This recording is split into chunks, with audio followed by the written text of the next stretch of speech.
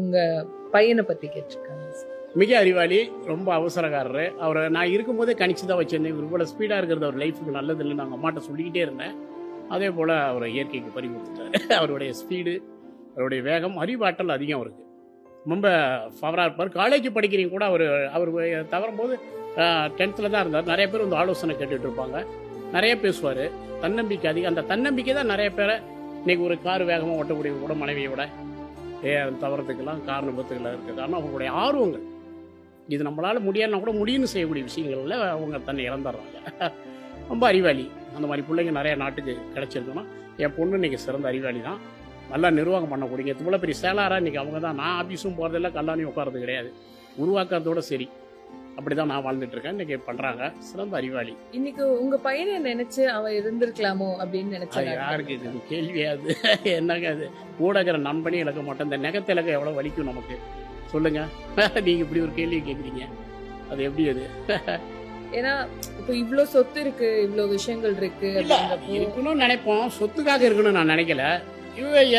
என்னுடைய ஆற்றலும் அறிவும் அவருக்கு இருக்குது இல்லையா? எனக்கு நடிகை சீதா இருக்காங்கல்ல, அவங்க சொல்லுவாங்க, அது எப்படி மீடியாவில் சொல்கிறதுன்னு தெரியல, என்னுடைய ஒரு சொட்டு ரத்தம் கூட வீணாகக்கூடாதுன்னு சொல்லுவாங்க. எல்லாருக்கும் கிடைக்கணும், அப்போ அறிவான பிள்ளைங்க கிடைக்கும் அப்படின்னு பேசியிருக்காங்க. அன்றைக்கி கஸ்தூரி மேடையில் பேசியிருக்காங்க. நான் ஈரோட்டை தான் காசு வாங்கினேன், நான் உண்மையாக வாழ்ந்தது தமிழ்ச்செல்வன் சார் கிட்ட தான். அந்த மேடையிலே அவங்க உரையாற்றிருக்காங்க. அந்த மாதிரிலாம் ஒரு உண்மைக்கான நிறைய பேர் என் வாழ்க்கையில் அந்த மாதிரி இருக்காங்க. நான் என்னம்மா பிள்ளைலாம் பேசிட்டீங்க, ஏன் பேசுகிறேன்? என் மருமகனும் என்னுடைய சம்பந்தி ஏத்தாப்புல உட்காந்துருந்தேன். கஸ்தூரி அம்மா சொல்கிறாங்க, அப்போ மேடம் அவருக்கு ஆம்பளைக்கே பிடிக்கும் பாரு, அவன் மனைவிகளோட விட்டுட்டு தமிழ்ச்செல்வன் சார் பின்னாடி தான் 2 பேரும் சுற்றுறாங்க, பொண்டாட்டிகள் விட்டுட்டு. இப்படியே எல்லாரும் மனசுலேயும் ஒரு குடிகொண்ட மனிதனாக இருக்கேன். அப்போ அவங்க மேடம் சீதா நிறைய குழந்தைங்க உங்களுக்கு இருந்துருவாங்க சார், ரொம்ப தப்பு பண்ணிட்டீங்க அப்படின்னு. நல்லா குழந்தைகள் இல்லைனாலும் என்னங்க, இந்த எண்ணத்தை விதைச்சிட்டு போனால் நிறைய பிள்ளைங்க கேட்டுக்கிட்டு இருக்கிறாங்கல்ல, அவங்களுக்கு பிறக்கட்டும் அப்படிங்கிற பணியில் ஈடுபட்டுருக்கேன். உங்கள் ஜாதி என்னன்னு கேட்டிருக்காங்க. ஜாதியில் மனித ஜாதிக்கு முன்னாடி சிவப்பு ரத்தத்துக்கு முன்னாடி வீசற காற்றை எல்லாம் சுவாசிக்கணும் ஒரு அறிவாற்றல் கொண்ட ஒரு பகுத்தறிவாளன் அப்படி கேட்டு அது உள்ள ஒற்றுக்குதா இல்லையாங்கிறத விட்டுருவோம். அது எனக்கு கூட இருக்கிறவங்களுக்கு தெரியும். நான் பிறந்தது வன்னி நேரத்தில், எங்கள் அம்மா சேலம் மாவட்டத்தை சார்ந்தவங்க.